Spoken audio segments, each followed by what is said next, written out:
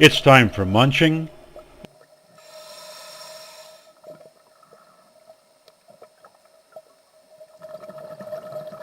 and mating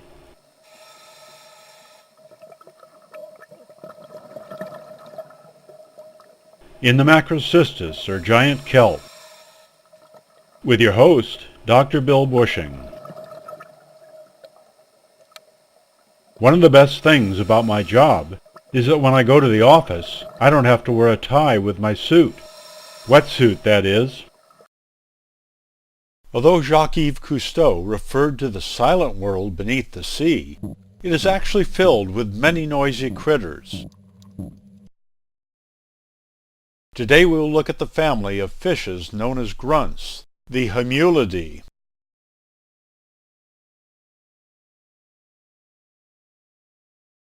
There are about 175 species in the grunt family, but only 2 are common in Southern California: the salema and the sargo.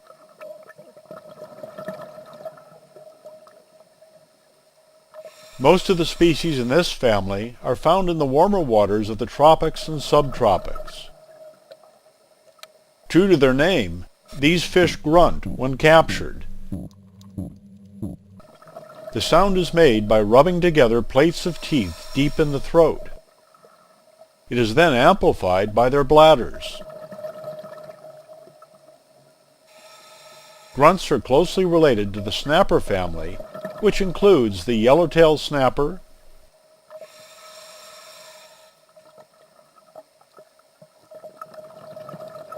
and others seen in warmer waters. However, grunts are generally smaller, have more deeply notched tails, and lack the sharp canine teeth of the snappers. In the warmer waters south of the border, there are 25 species of grunts in the Gulf of California, known more commonly as the Sea of Cortez. Mexicans refer to this fish family as burros.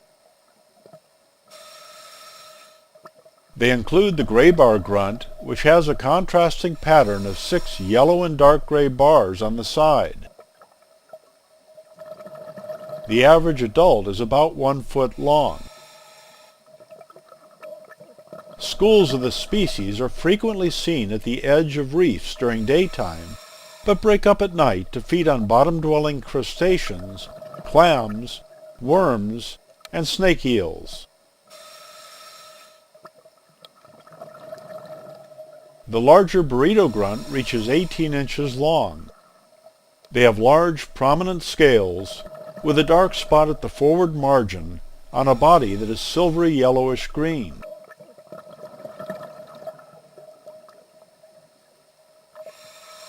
This species is more closely associated with reefs than most other grunts in this region, and they are generally more active during the day. The spot-tail grunt is another schooling species that stays around reefs and other structures by day, then disperses over sandy bottoms to feed at night.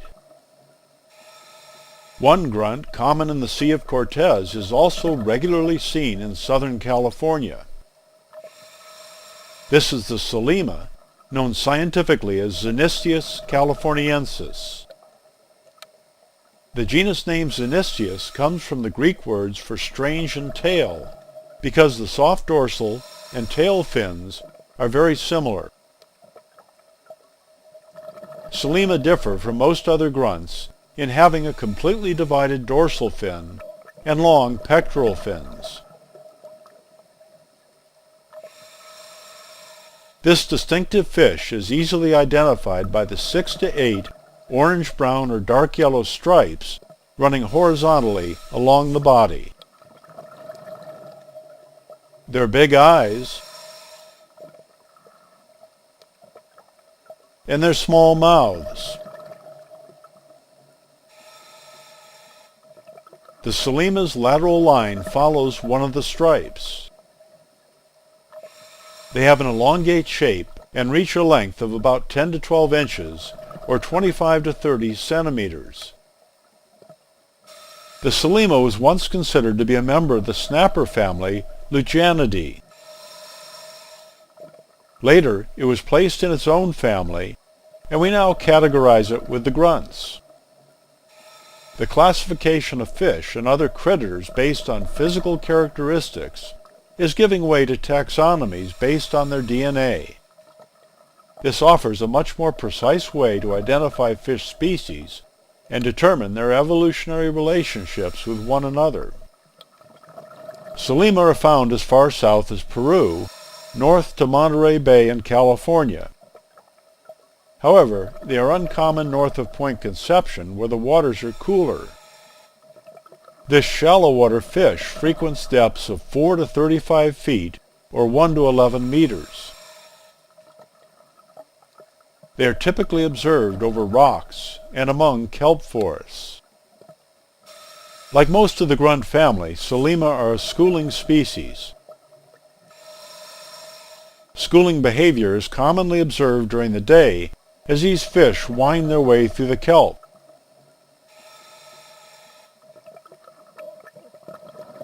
Like many other species, schooling may be a defense against daytime predators.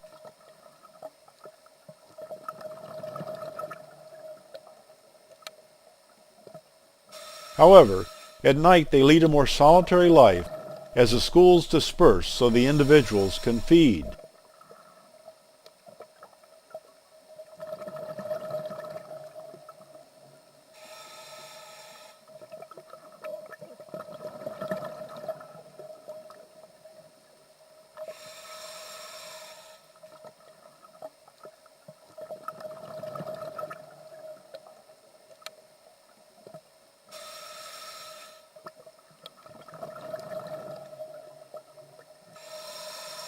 Some sources state they will also feed opportunistically during the day.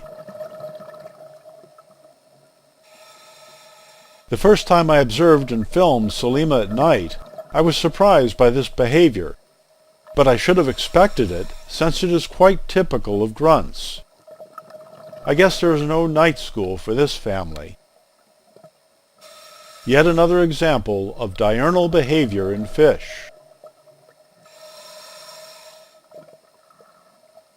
Feeding occurs in the water column rather than on the bottom like some grunt species. Prey includes gammarid and caprellid amphipods, mysid shrimp, and worms. While filming in Catalina waters at night, I was surprised to see a wealth of invertebrates including crustaceans,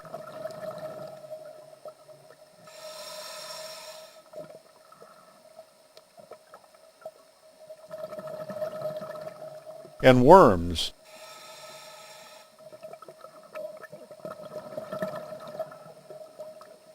In the water column. Undoubtedly, these invertebrates left the safety of the reef to feed or spawn in mid-water, assuming they'd be safe from most predators.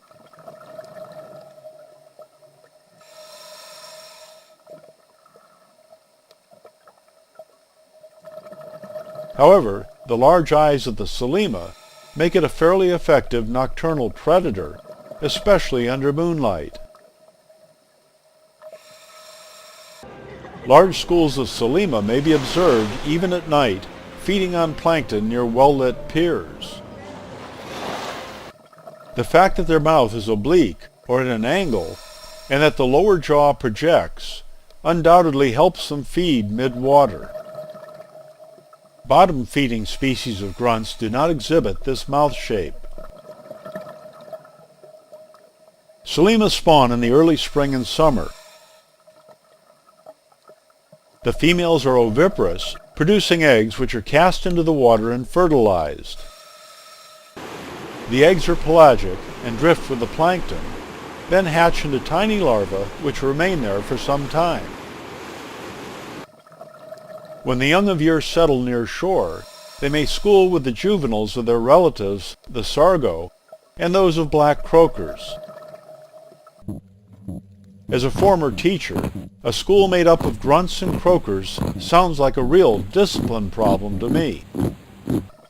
not the kind of teaching assignment I prefer. Quiet, students, and take out your books. In Mexico, young salema are frequently taken in tide pools. It is said that they grow to smaller size, most commonly about 6 inches or 15 centimeters, in the Sea of Cortez than here in Southern California. I often observe what appear to be ulcers on the bodies of salema. In my research, I did not find a specific reference to what might cause these. I am assuming it may be a bacterial infection, possibly similar to those caused by the bacterium Vibrio in blacksmith. Salema are said to be a very good food fish, but because of their small size they are rarely taken and eaten, at least by humans. I prefer more than a mouthful or two for my dinner. The other common grunt in Southern California waters is the sargo, Anistotremus davidsonii. This species has a much deeper body than the salema. Its spiny dorsal fin is higher than the soft dorsal fin. The body's base color is often silvery, but may be golden or brassy, and the back is usually darker than the sides. Albino sargo have even been reported. Adults almost always have a dark vertical bar in the mid-body region, below the spiny dorsal fin, and passing under the pectoral fin. This marking may be faint at times. The upper gill cover may be edged in black as well, and there is often a small dark area near the base of the pectoral fin. Both the dorsal and anal fins are largely without scales. There are 2 Southern California species that could be confused with the sargo. The generally smaller pile perch has a really tall, pointed, soft dorsal fin. Rubber-lipped sea perch have much thicker lips.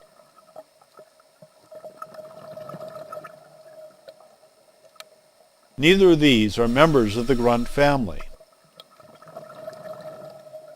Sargo have been recorded from Santa Cruz, California to southern Baja, California, with an isolated population in the northern Gulf of California. Some sources indicate the distribution along the Pacific coast of Baja extends only as far south as Magdalena Bay. Along the California coast, they are rare north of Santa Barbara, but quite common from Santa Monica Bay south. The disjunct distribution of this species, and several other fish found in the Gulf of California and Southern California, is most likely a result of changes in ocean temperature following the last glacial period.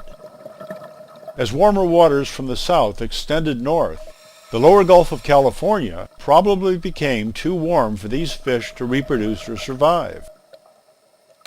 Fossil remains of sargo in Southern California are known from the Pleistocene ice ages, about 20,000 years ago. I had just started diving back then.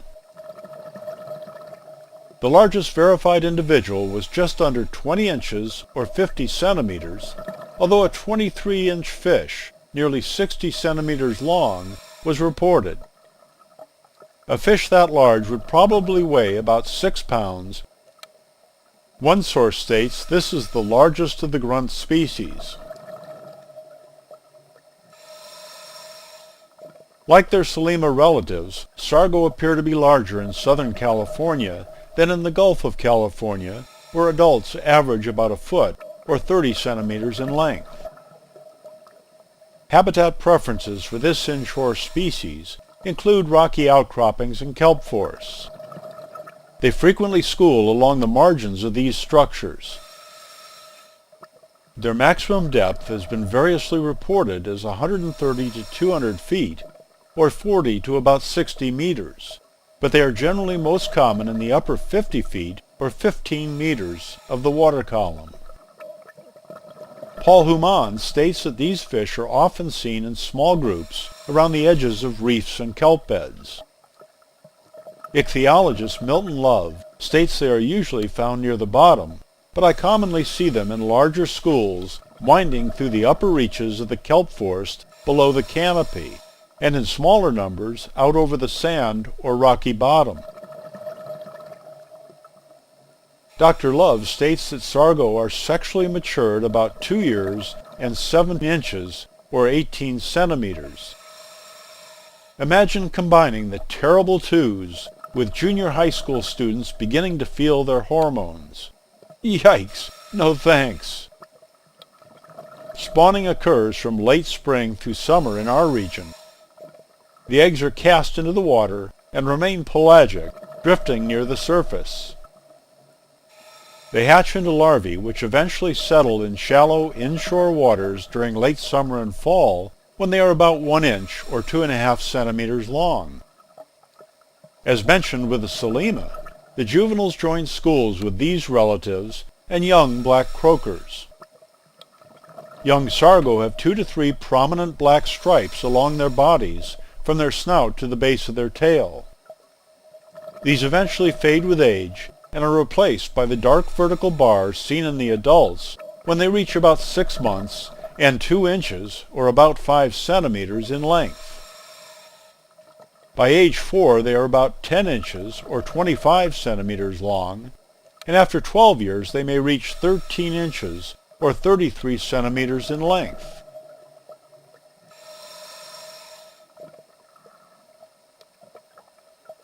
A 17-inch or 43 centimeter fish is probably about 15 years old. Sargo are said to be bottom feeders.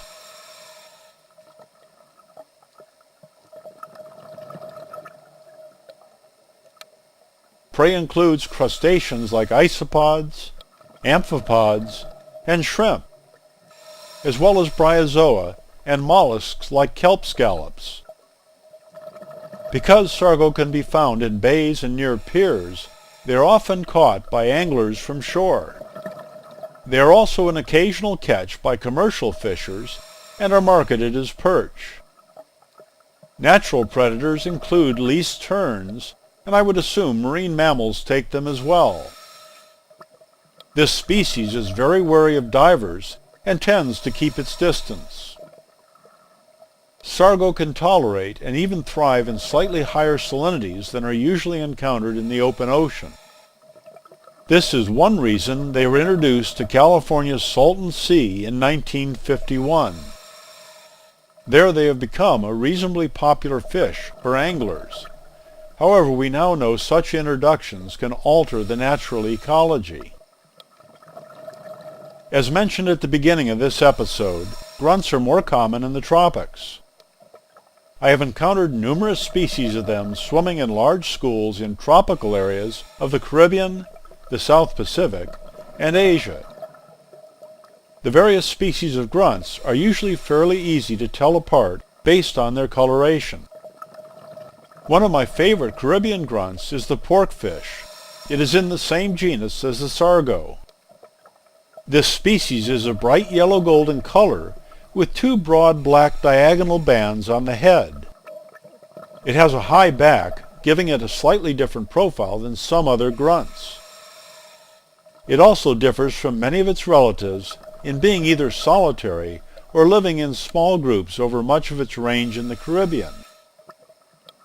However, in Florida they may drift in large schools. Another colorful Caribbean species is the blue-striped grunt. This species features blue stripes over a yellow-gold body. They have dark tail and rear dorsal fins, but the rest of the fins are yellow in color. Blue-striped grunts tend to gather in small to mid-sized schools near reefs and drop-offs. The French grunt has an interesting pattern of yellow stripes on a cream-colored body. Stripes above the lateral line run horizontally along the fish's side. Those below the lateral line are diagonal to the body. These grunts may gather in schools of several hundred and are often seen in the shade of bottom formations such as rocks and reefs. One last grunt from this region is the black margate. It has a high back profile somewhat similar to the porkfish and sargo, and is in the same genus. There is a dark patch behind the pectoral fin. This species may drift as individuals or in small groups. They also frequent areas near ledge overhangs, caves, and recesses in the reef. The White Margate is not closely related to the previous species. It prefers sand flats in between patch reefs. In this episode, you have been introduced to not only our local species, the salema and the sargo, but also to other grunts from the Sea of Cortez and the Caribbean. Thanks to them, the croakers, the drums, and others, the silent world is hardly quiet. Perhaps you can learn to identify different fish species from their sounds alone. Heh, not me. I'm tone deaf.